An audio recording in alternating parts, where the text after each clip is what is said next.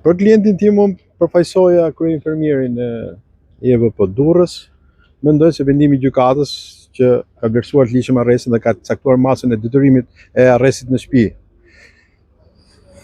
Për të është jo i bazuar në provën ligj, ndalimi ka qenë tërësisht i paligjshëm në vështrimin e 253 kodit procedurës penale dhe nuk u provua gjatë gjykimit asnjë shkelje të kornizës ligjore apo të akteve normative nga i mbrojturi premier në lidhje me elementin e të vepruarit në kundërshtim, pra me ligjin, siç është kërkesë ligjore e neni 248 të kodit penal lidhur me shpërdorimin e detyrës.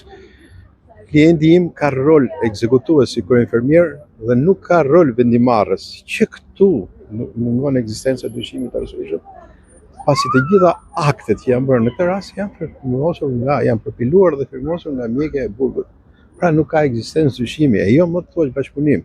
Po the bashkëpunim, pastaj kalon në një cilësim juridik tjetër, një dispozit që këta kanë vepruar si grupi strukturuar për të realizuar në bashkëpunim arratisjen e një individi dhe shkon tek 323-shi në kodin e procedurës apo për krahje autoritet. Pra në këtë rast gjykata ne do ta ankimojmë vendimin, pavarësisht se në duket që kërkesa e prokurorit për klientin tim ishte arrest në burg, ne do ta ankimojmë vendimin në gjykatën e apelit dhe besoj se do dëgjohemi. Cilat ishin masat e tjera?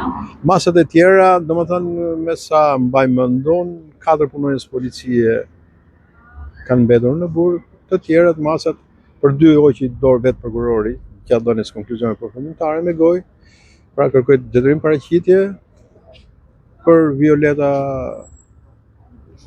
si e ka ajo mbaj mend që Violeta Ukën, domethënë dhe atë arrest shtëpie, pra u dhan o arrest shtëpie o detyrim paraqitje.